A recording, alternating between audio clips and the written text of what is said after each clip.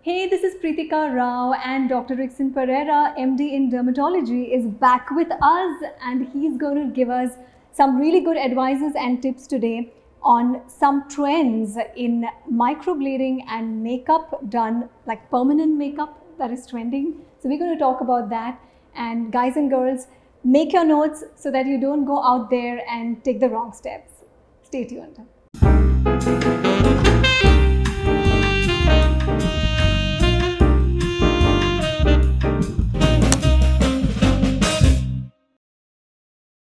So, welcome, doctor. And today we're going to speak about this trend of permanent makeup, which is actually really trending all over the world. I have seen a lot of these tattoo artists, if I can call them, Yes. who are doing like eyebrow tattooing and permanent makeup and permanent lipstick, and you can actually wake up with full blown makeup. So I don't know how safe that is. So my first question to you is that okay, I can understand it in certain medical conditions like maybe vitiligo or some other accidents or some condition like that. Personally, I, being an actor, would never ever want to get permanent tattooing done, with nano or micro blading on my eyebrows or, my upper lips, or have a like lip line or something like that. But is it really safe to do it? So the procedure is safe largely.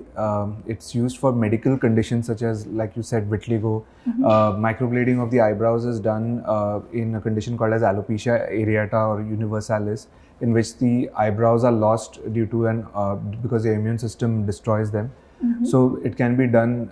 It's usually done for those individuals. But with age, if your eyebrows become sparse, microblading can be done to make them appear darker and to give them a fuller appearance. Okay. The procedure is largely safe, but only thing is that it has to be touched up repeatedly. So after an initial 1 or 2 sessions, you may have to repeat the procedure every year. Okay. So microblading uses a tattoo ink, and the eyebrows are drawn in strokes, Right. as opposed to tattooing, which was done earlier, where the entire eyebrow area used to be filled with a tattoo ink. Huh. So that was using a tattoo device.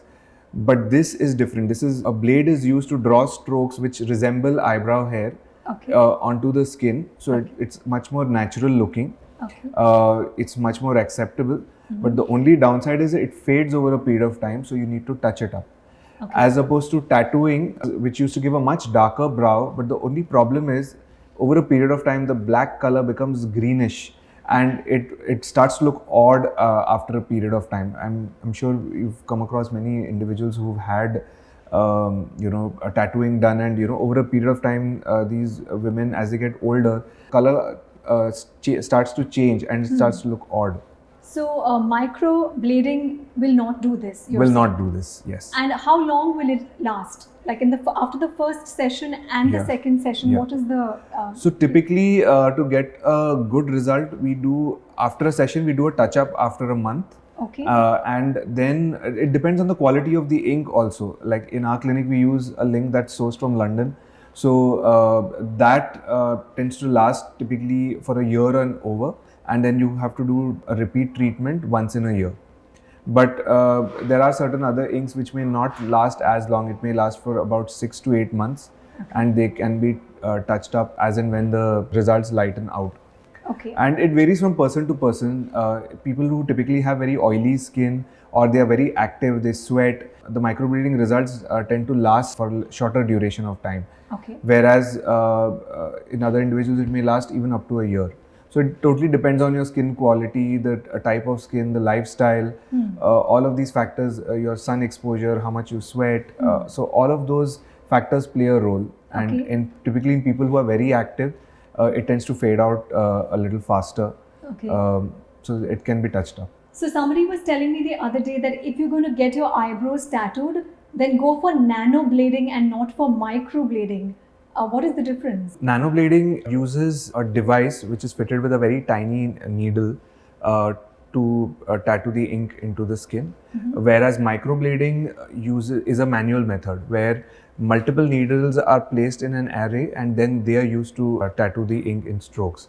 So see, the results with both are good. I would imagine that nanoblading is more precise, so you would get a better result and probably a more uniform, accurate result.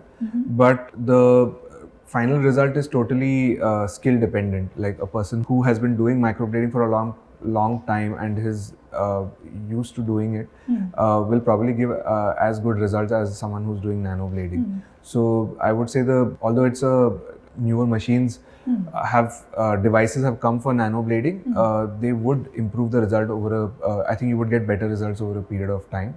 Okay. But I would say in the end it is totally skill dependent. Okay.